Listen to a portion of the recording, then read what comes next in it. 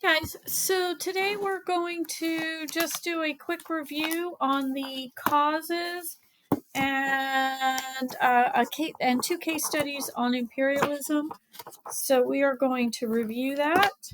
So we're going to start first of all, what ideologies contributed to the development of imperialism between 1750 and 1900. Folks, remember, ideologies is just a fancy word for beliefs. So what beliefs contributed? Because we know these Europeans go out again after part as a reason of the Industrial Revolution, and they begin to expand. Well, what beliefs, what ideologies contributed to this?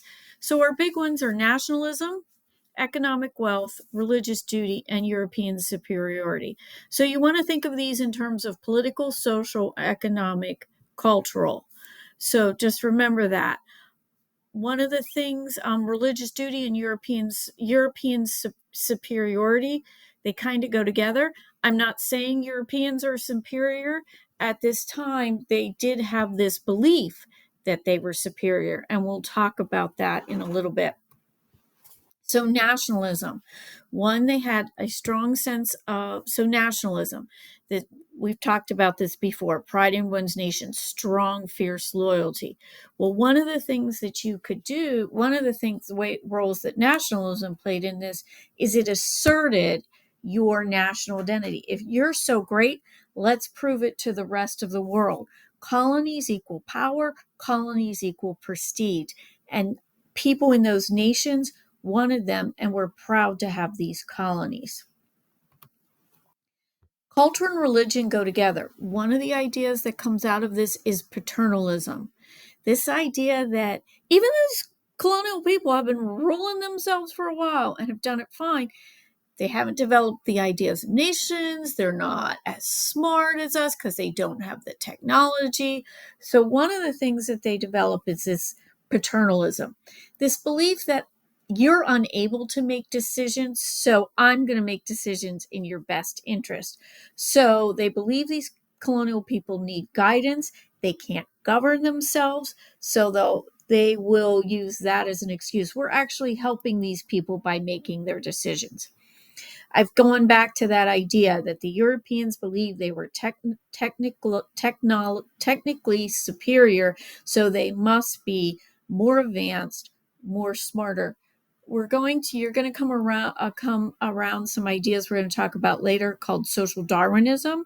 It's the idea, they take Darwin's idea of natural selection, only the strongest survive, and they're going to corrupt it to this thing called social Darwinism. Well, we're the most advanced, so we're going to help you get advanced. So you have missionaries. So we talked about, Christianity equals civilization. Well, one of the things that these missionaries are going to do is they're going to be the civilizing influence. They're going to set up schools. The schools are going to be in the language of the country. They're going to be Christian schools. They're going to be teaching Western values. They're going to be teaching Western language, Western culture. They are going to improve medical care and medicine. But one of the things you have to understand is they want you to give up your traditional beliefs and practices. They're not the true. So that's the role culture and religion. We've talked about industrial revolution, markets, resources. These are two reasons that they go out and they really want those lead to increased expansion because we need to control those supply lines. We need to control the more market, the bigger market we can have, the more successful our industry will be. So what I want to look at is two areas of the world, Africa and China, but it's Africa, they're going to be looked at a little differently and how imperialism reacted with them. So the first one is the Berlin Conference, and I'm kind of going to do this as an identity so that you can. So when did it happen? It happened, as you can see, 1884 to 1885. And it's happening in Berlin, Germany. The leader of Berlin, Germany, the chancellor at the time was Otto von Bismarck. He was not really interested in colonies, but he realized that with the Europeans all scrambling to take parts of Africa, this could lead to a war. So he had an idea, he called all these powers together. And so who was involved? Well, it was the European powers. The people left out were the Africans. They had no seat at the table. The European powers, and what they did is they sat and they literally took the map of Africa and they set the boundaries.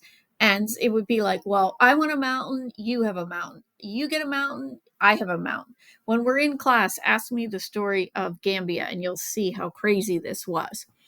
So what did they do? The Europeans set the colonial boundaries and they agreed that there would be free movement of goods along Africa's rivers. So that importance of trade, the importance of getting territory so you can be a successful nation.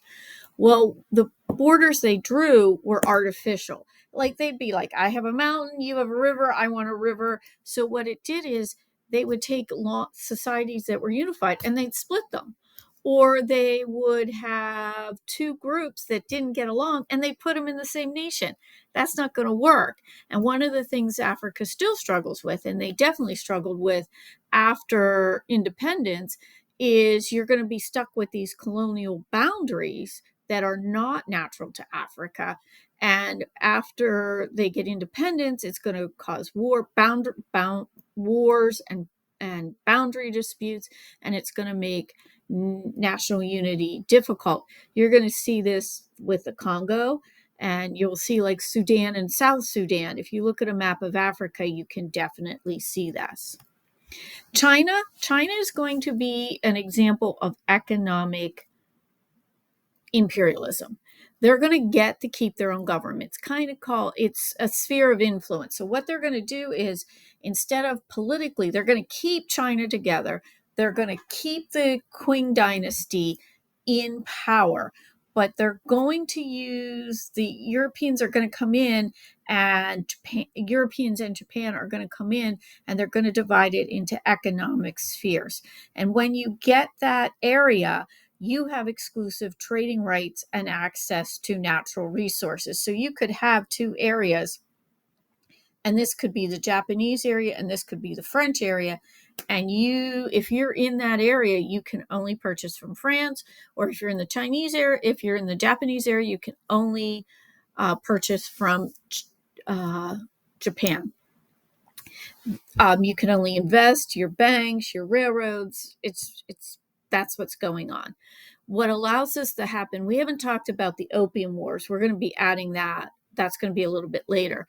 But where you can see the government of China becoming weak and allowing this economic control from the outside to happen.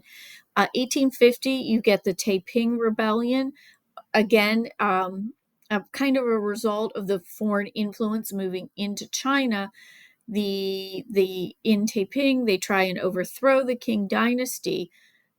The government isn't strong enough to put this revolt down, so they go to the British and the French for help. And of course they say, yes, we'll be delighted to help you. Well, what they end up happening is, once that happens, then Britain and France get a little more say in China, and they get to dominate economic affairs. One of the rivers in China switches paths. You get flooding and famine occur. People are hungry. People are fed up. You have this group in China called the Boxers, because of their martial arts expertise, and they begin to have a rebellion. And these Boxers begin to attack Chinese Christians and missionaries with the goal to get the foreign influence out. Empress Cixi is the ruler of China at this time. And at first she's like, yes. And she says any foreigner in China gets killed. Well, what happens is you get a multinational force. You get the French, you get the Germans, you get the Japanese, you even get the Americans involved in this. And they put down the rebellion. Well, in the middle of this, Cixi is afraid. So she switches sides and she begins to support the foreigners. The revolt is put down, but the result is king rule is completely eroded. They're undermined. And so what happens is it's almost the end. Sisi is able to hold on until 1911. The Qing dynasty will hold on until it's overthrown. China's sovereignty at that point, though, ends until you get the revolutions and then World War I and World War II. So thank you for listening to me. If you took good notes, this will help you for the cartoon analysis quiz that we're having in class on Wednesday. So thank you.